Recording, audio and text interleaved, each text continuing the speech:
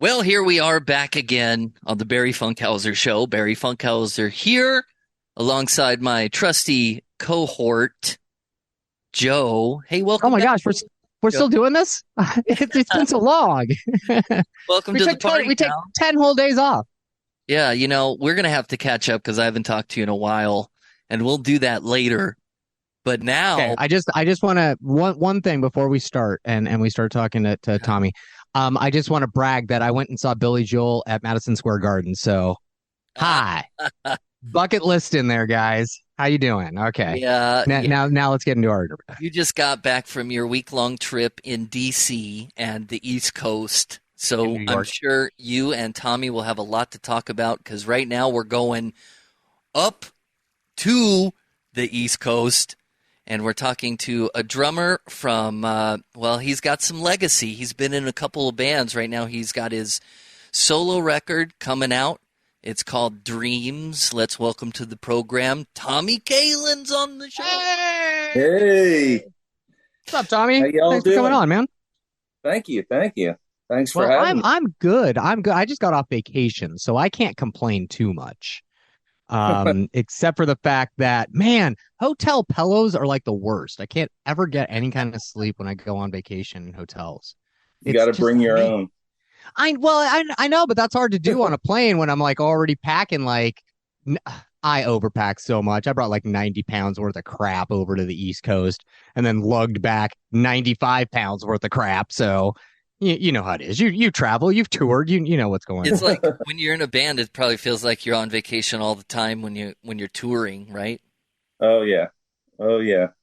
Well, it also can be like work, so combination of both. But you're always going to new places, so that's nice.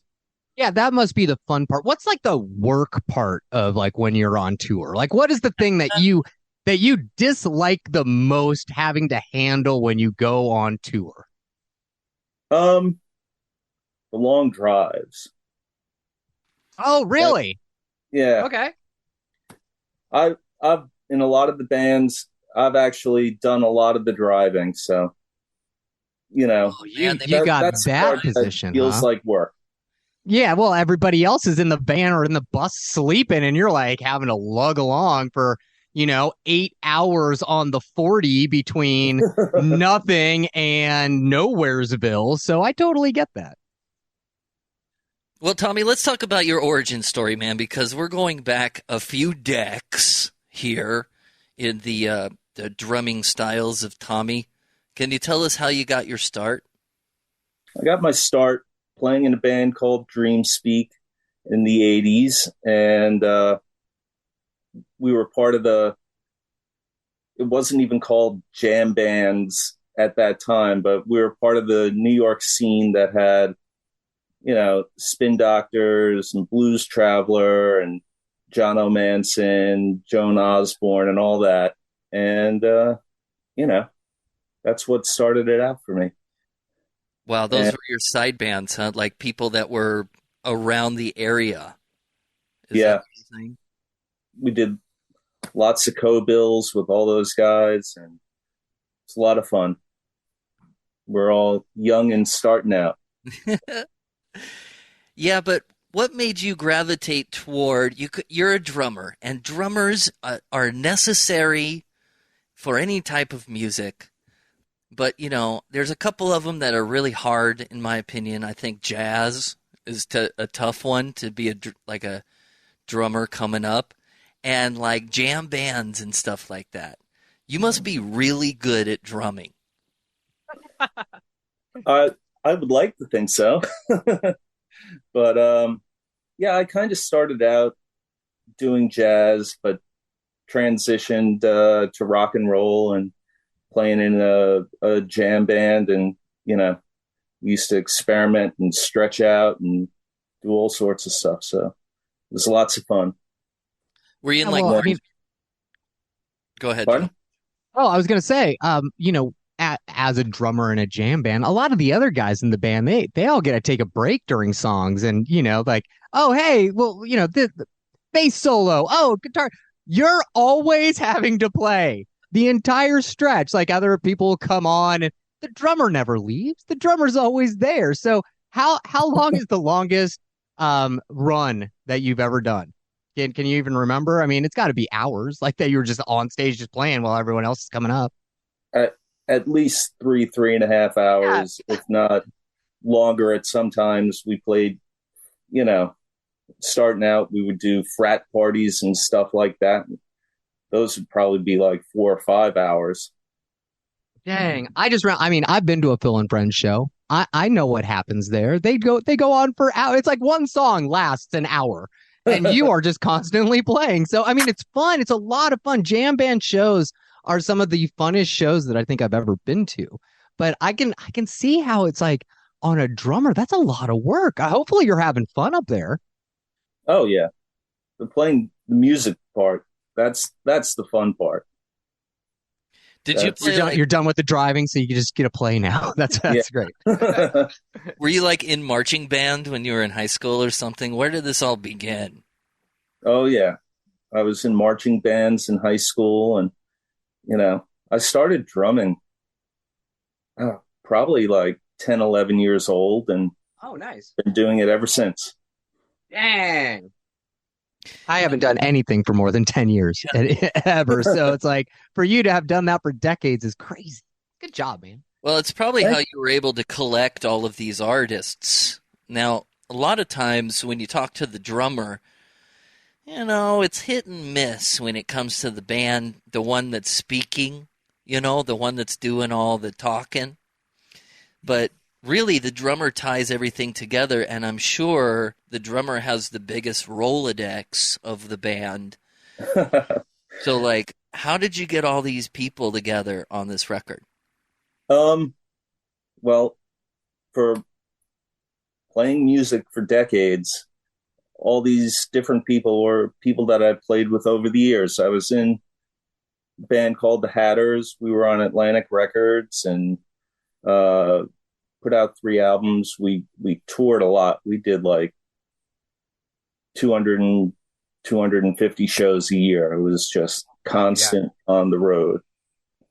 And so I got a couple songs with all the Hatters playing on it, and Tree Adams, who was the lead singer and main songwriter in the Hatters, he's on a bunch of other songs as well.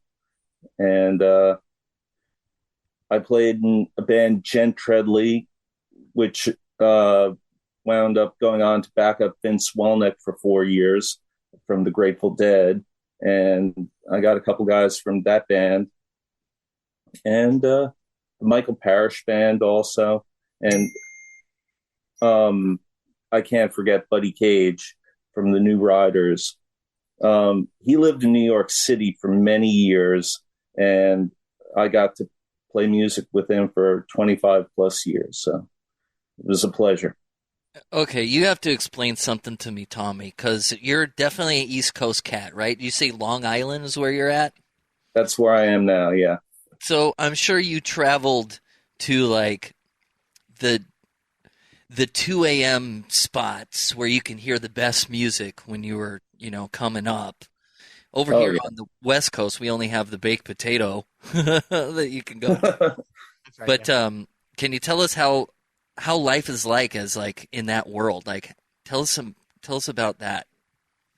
Well, when I was starting out, there was this little club in New York City called Nightingales, and it just had the greatest music scene going on. Like, everyone who was coming up in New York City played in Nightingales. And you could walk in there any night, see John Popper or the guys from the Spin Doctors, Joan Osborne, all sorts of people just jamming together, and it was a rocking scene. And it would go until 4 a.m. late night, big party. Right. That's cool. Okay, I'm going to ask you a technical question here now, because drummers, you never know what to expect, So what do you like better? Do you like producing this music behind the scenes, or do you like performing it in front of an audience? What do you like better? Hmm. I I like them both, but they're both totally different. Yeah. Yeah.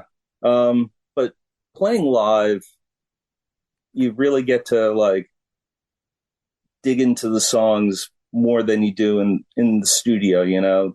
Keep it more uh, shorter versions. So it's nice to stretch things out when you play live. So a little of this, a little of that. Yeah, that's what I Yeah. expect. Hmm. Because a lot of drummers, they like hiding behind their drum sets and like being a wallflower. Like they're in the room, but you don't know that they're in the room kind of guy.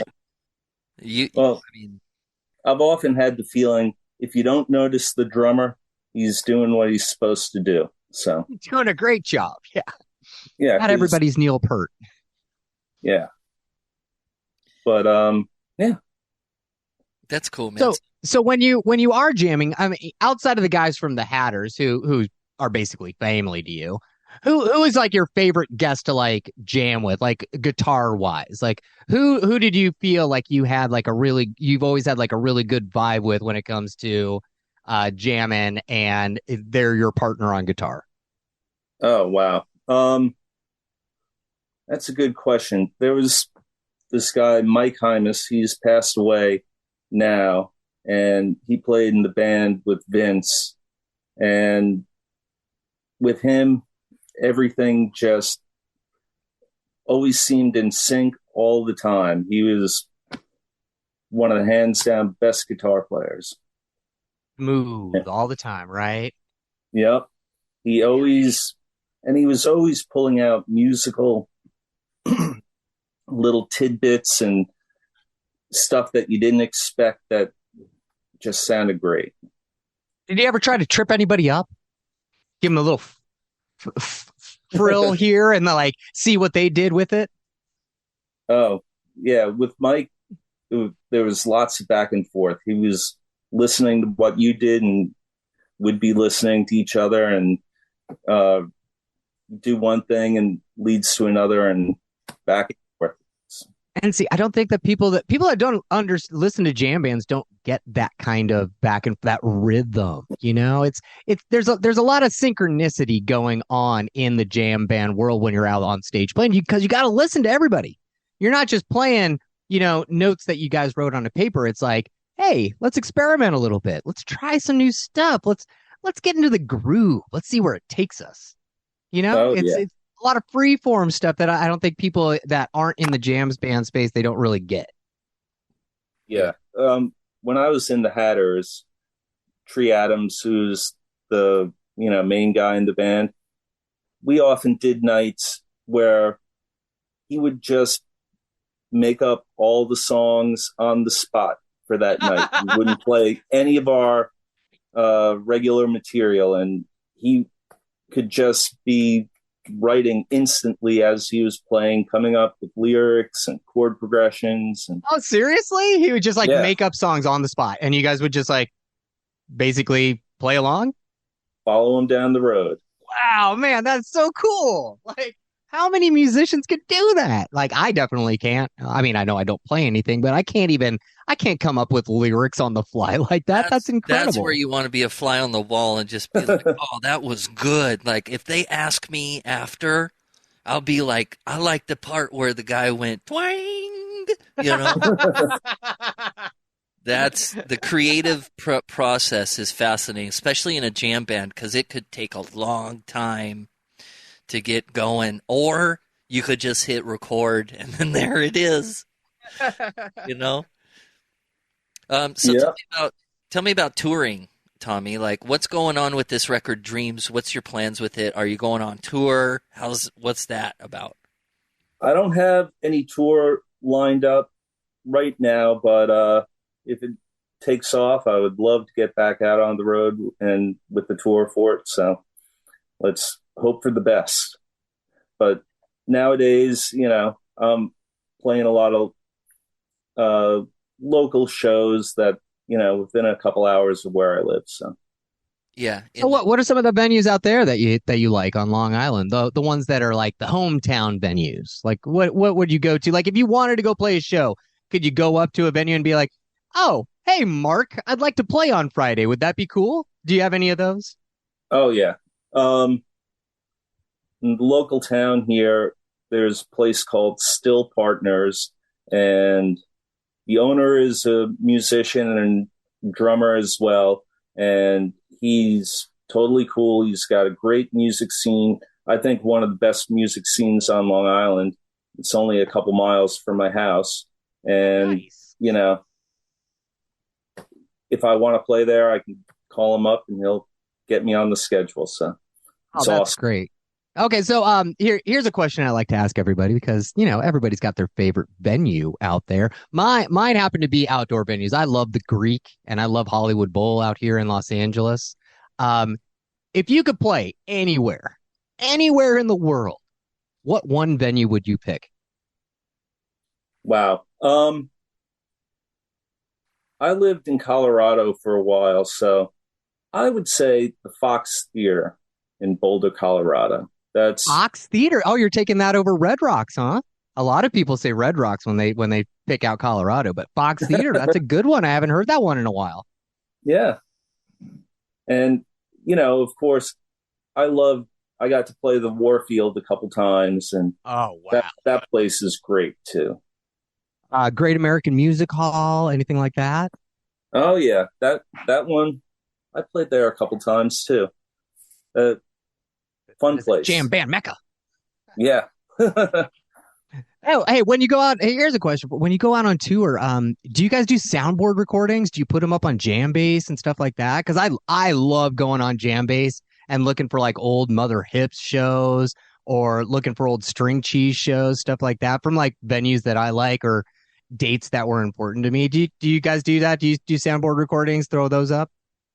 I used to, but I haven't done that in quite a while. But maybe I should Still a get big back to thing. My doing friends and I that. are still sending back and forth, like, burned CDs in the mail, like USPS style, old school 1980s. Oh yeah. In the Well, '80s, we used to cassette record all the shows. Man, I did that too. Yeah. See, that's another great thing about the jam band scene is the music got around through the fan base.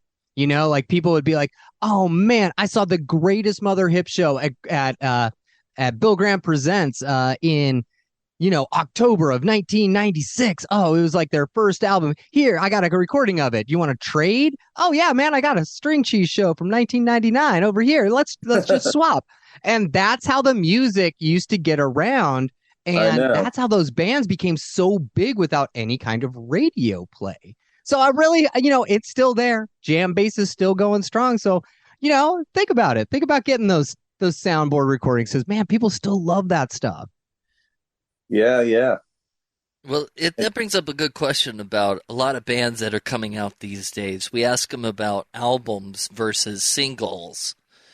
And a lot of times it's a singles game now because that's how you're able to like monetize certain parts of, it's no longer you can like release a record. How is it in the world of this world of jam? Well, I wanted to do an album just because I'm old school. I believe in albums.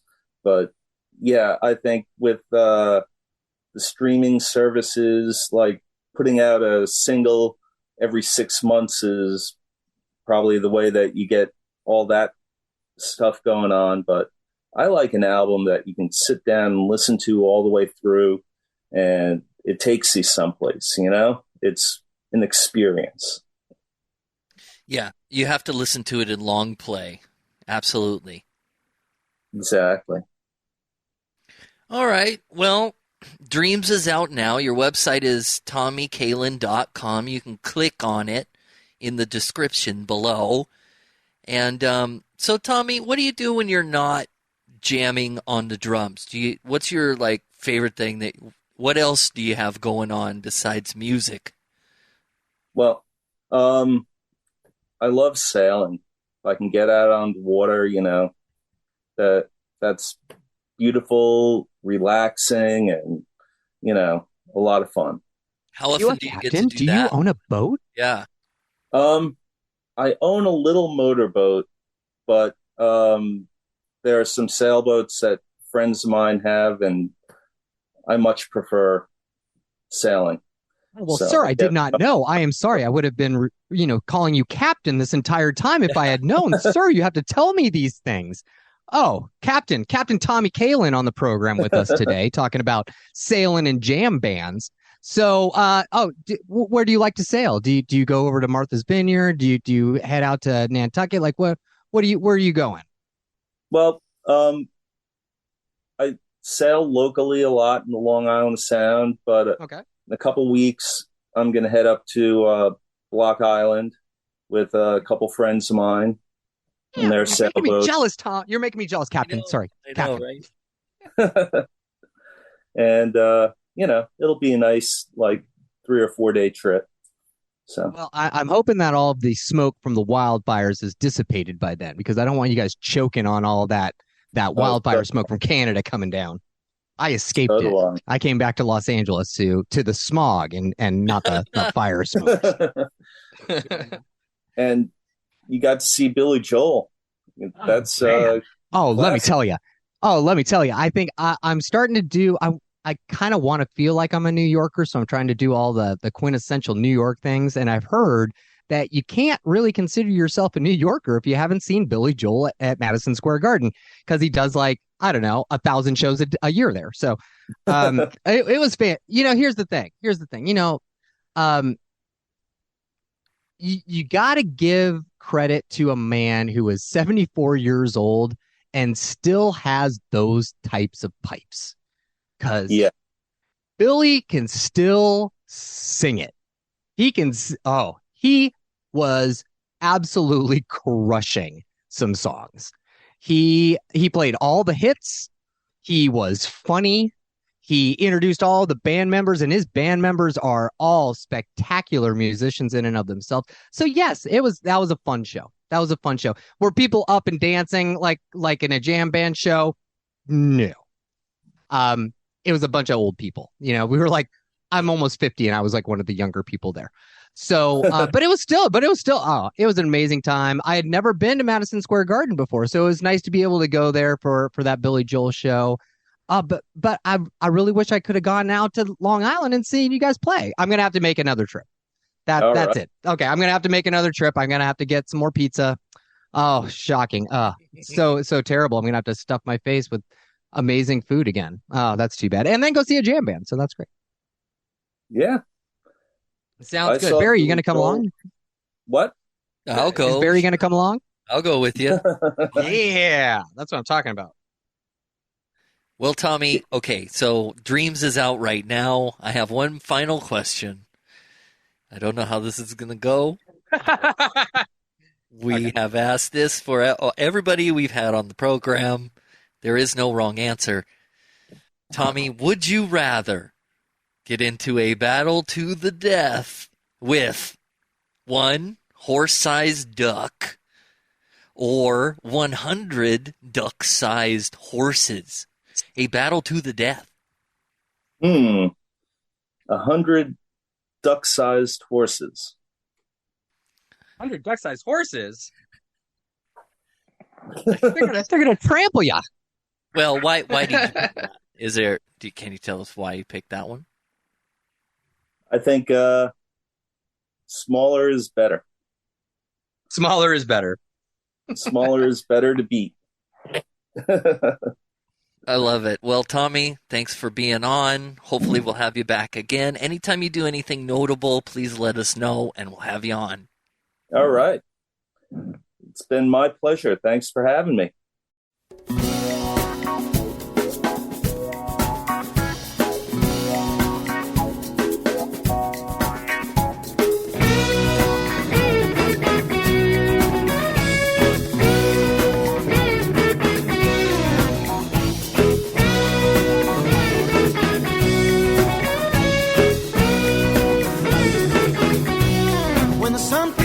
Sky. I was tired. time to wonder why when the dawn called my name. She came like a gentle breeze from the sky softly blowing. She moved a ship across my seas where the colored rains fall. I asked her how she came to be in a world so far from home. She said, I come to write a destiny, your soul's caught in the stone.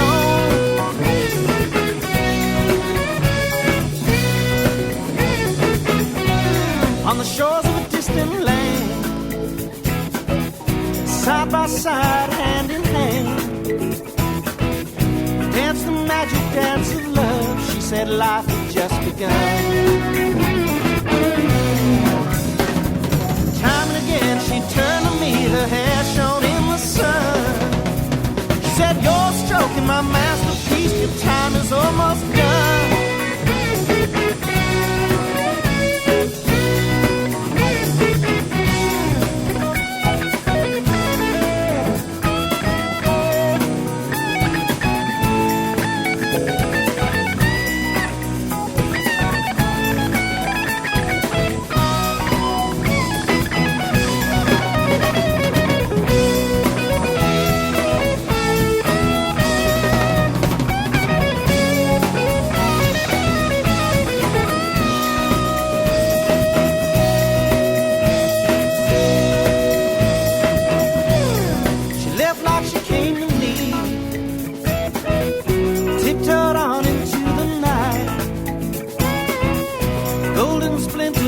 Slowly in the shadow of the moon. Mind the idle talk of tender girls who dance alone. The artist weaves the tapestry till the final stitch is sewn.